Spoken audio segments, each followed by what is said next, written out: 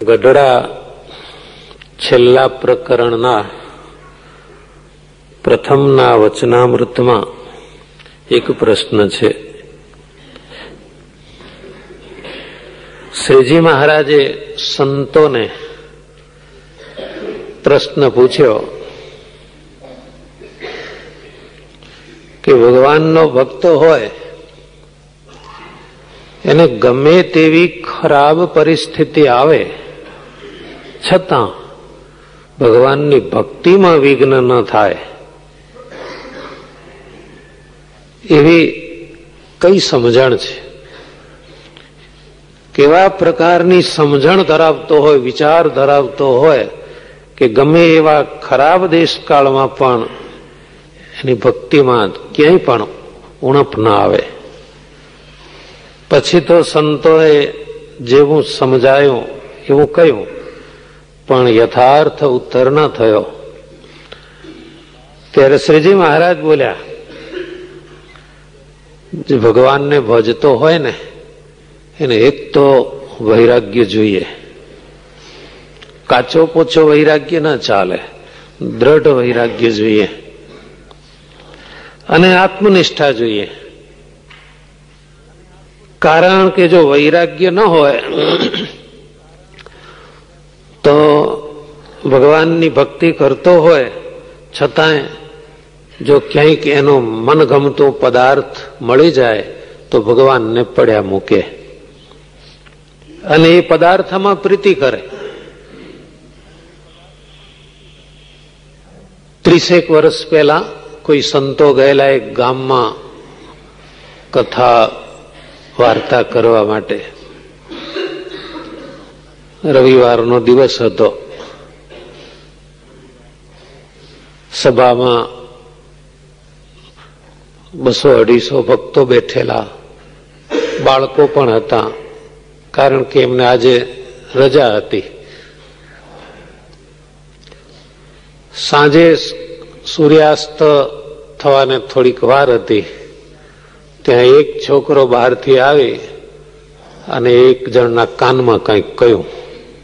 એટલે એને બીજાના કાનમાં કહ્યું તો જોત જોતામાં 35-40 જેટલા છોકરા ભાગી ગયા 1 મિનિટમાં જ.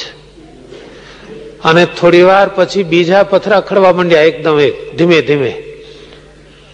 200-250 માંથી 50 જણા રહ્યા, 200 જતા રહ્યા.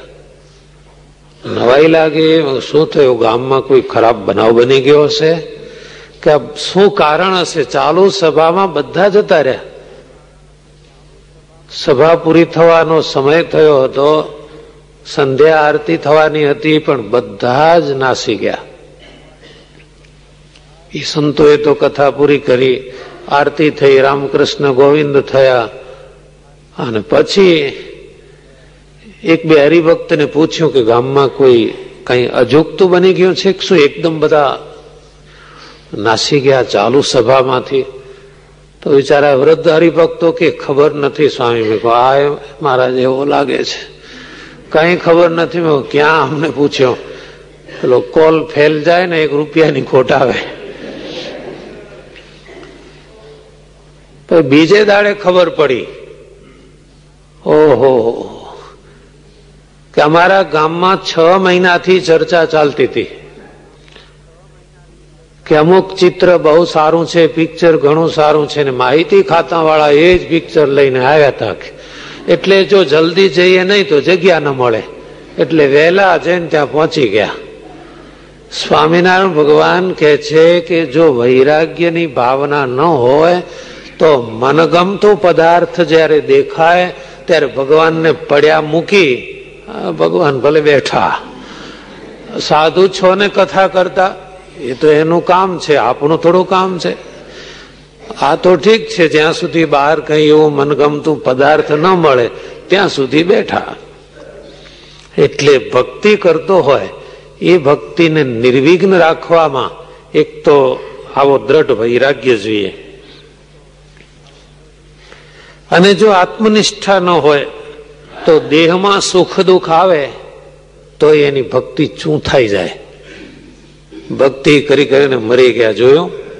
આ સ્વામી કહે છે કે આમ ન ખાવું, બહારનું ન ખાવું, ફલાણું ન ખાવું, એવડા એ બધા ખાય છે અને કંઈ થતું નથી અને મારા પેટમાં દુખ્યા જ કરે છે. શું ભજન કરવાનું, શું ફળ, કંઈ મળ્યું નહીં. એટલે દેહને, દેહના દુઃખને અને ભગવાનની ભક્તિને બધું ભેળું કરી નાખે છે. એટલે આત્મનિષ્ઠા હોય એને સમજાય કે ભાઈ એ લાઈન જુદી છે, આ લાઈન જુદી છે. ભગવાનની ભક્તિ ઉપાસના કરે, કઈ ઠાકોરજી ત્રિફળા ચટાડવા ના આવે તમને. એટલે આત્મનિષ્ઠા જોઈએ. દેહના સુખ અને દેહના દુઃખ એમાં જેની વૃત્તિ ન ખેંચાય એને આત્મનિષ્ઠ કહેવાય. અને જેને આત્મનિષ્ઠાને વૈરાગ્ય ન હોય, અરે એને તો સમાધિ થાય ને, નિર્વિકલ્પ સમાધિ થતી હોય તો જ્યાં સુધી સમાધિમાં રહે ત્યાં સુધી શાંત રહે. અને સમાધિમાંથી બહાર આવે એટલે નારણદાની પેઠે ચાળા ચૂંથવા માંડે. સ્વામિનારાયણ ભગવાન કેવા નિર્ભય હતા. સભા બેઠી હોય નામ લઈ લે કે નારણદાસની પેઠે માંડે ચાળા ચૂંથવા. નારણદાસ કોઈ જેવા તેવા નહોતા, સમાધિ વાળા હતા, ભક્તિ ભજન વાળા હતા. સંસાર છોડ્યો તો સંત હતા. શ્રીજી મહારાજ છતાં દાસ પદવી, નંદ પદવી એમ બે પ્રકારના સંતો હતા. બ્રહ્માનંદ સ્વામી, નિત્યાનંદ સ્વામી એ નંદ પદવી, નારાયણદાસ સ્વામી, પછી માધવદાસ સ્વામી વગેરે એ દાસ પદવી. પછી શ્રીજી મહારાજે બંધારણમાં નક્કી કર્યું કે અમે તો આ બે પદવીઓ રાખી હતી, પણ હવે પછી ભવિષ્યમાં દાસ પદવીના જ સંતો કરવા. એટલે ત્યાર પછી સંતના નામના છેડે દાસ આવે. આ નારાયણદાસજી સંત બહુ સારા, પણ કંઈક જો કોઈ વસ્તુ મળી જાય સારી તો તરત જ એના માટે પ્રયત્ન કરવા માંડે. એક ઘટના બનેલી છે. એ વખતે ધાબળીઓ ધોરાજીની બહુ વખણાતી. સૌરાષ્ટ્રનું ધોરાજી ગામ, ત્યાંની ધાબળીઓ બહુ સારી વખણાય. અને એ વખતે એ ધાબળીની કિંમત 2.5 રૂપિયાની, આખી ધાબળી ઊનની, અને એની કિંમત 2.5 રૂપિયા. 2.5 રૂપિયામાં તો વખણાતી કિંમતી ધાબળી આવતી. કોઈ હરિભક્તોએ સંતોને લાવી દીધી. એ સંત એને કલરમાં બોળીને વાપરવા માંડ્યા. અને ધાબળીની પટ્ટી બોર્ડર જરા બહુ સારી ડિઝાઇન વાળી. નારાયણદાસ સ્વામીને એમ થયું કે આ ધાબળી સારી છે, આપણે કોઈ હરિભક્તો સાથે જાજી ઓળખાણ નહીં, કોણ લાવી દે. એટલે ધાબળી મેળવવા માટે થોડા પ્રયત્નો કર્યા. ત્યાં તો ઠંડી પડવા માંડી તો થોડા સંતો પાસે આવી ધાબળી દેખાવા માંડી. અને સ્વામિનારાયણ ભગવાને સભામાં કહ્યું, આ ધોરાજીની ધાબળીનો ઢગલો કરીને હળગાવી દો, સારી નથી લાગતી. આપણે સાદી ધાબળી જ સારી, જેની કોઈ કિનારી ન હોય, કોઈ ડિઝાઇન ન હોય, એવી સિમ્પલ પ્લેન ધાબળી જ ઓઢવી. આવી ધાબળી જેની પાસે હોય ત્યાં ચોકમાં ઢગલો કરો અને સળગાવો. બધા ઉભા થયા. જેને ઓઢી હતી એ ત્યાં ઢગલો કરવા ઉભા થયા. જેની પાસે આસને પડી હશે એ સંતો ઉભા થઈ ગયા. આજ્ઞા એ આજ્ઞા, એમાં ફેરફાર નહીં.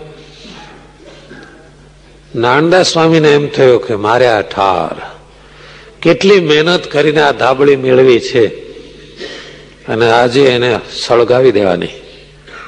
પણ મહારાજ તો બહુ દયાળુ છે.